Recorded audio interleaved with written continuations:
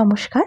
উনুনের সকল দর্শকদের জন্য শুভকামনা এবং তাদের ধন্যবাদ জানিয়ে শুরু করছি আজকের রান্না। আজকে আমি করে দেখাবো বাড়িতে ফিশ ফিঙ্গার। ফিশ ফিঙ্গারের জন্য আমি এখানে রুই মাছ নিয়েছি 6 পিস আর আলু নিয়েছি 2 পিস। এবার প্রেসার কুকারে খুব ভালো করে মাছ আর আলু সেদ্ধ করে নেব।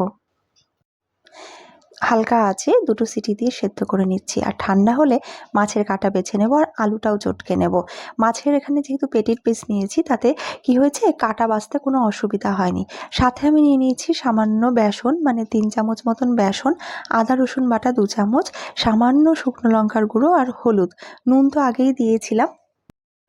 সব কিছু খুব ভালোভাবে একসাথে মাখিয়ে নিচ্ছি। মাখানো হয়ে গেলে আমরা এটা ফিশ ফিঙ্গারের শেপে বানিয়ে নেব। এইভাবে আঙুলের মতো লম্বা এবং সরু হয় বলে এই খাবারটার নাম কিন্তু ফিশ ফিঙ্গার। এইভাবে একে একে আমরা ফিশ ফিঙ্গারগুলো বানিয়ে নিচ্ছি।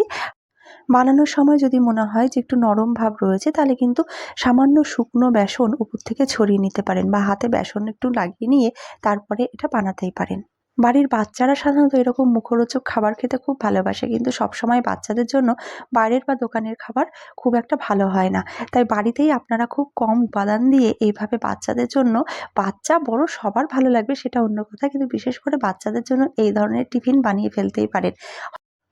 বানানো হয়ে গেছে আমাদের ফিশ ফিঙ্গার। এবার আমরা ওগুলো ভেজে নিচ্ছি। কড়াইতে তেল গরম করেছি, তেলটা খুব ভালো করে গরম করতে হবে। আর এইভাবে একে একে ফিশ ফিঙ্গারগুলো খুব ভালো করে ভেজে নিতে হবে। হালকা আঁচে বা হালকা থেকে মাঝারি আঁচে এইভাবে লালচে না হওয়া পর্যন্ত ভেজে নিতে হবে। বেশি আঁচ কখনো দেবো না, তাতে করে কিন্তু পুড়ে যাওয়ার সম্ভাবনা থাকে। ফিশ ফিঙ্গার কেমন হয়েছে আমরা শুনে নেব আমাদের টেস্টারের কাছে থেকেই। এবার আমরা খাবো এখানে হোটেলে এই ফিশ ফ্রাই। এটা হোটেল? হ্যাঁ, একটু টেস্ট করে দেখি।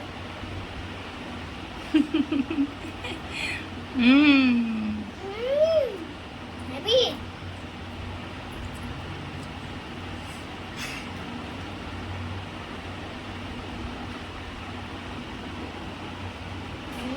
টেস্টি, খুবই টেস্ট। একদম রেস্টুরেন্টের মতো।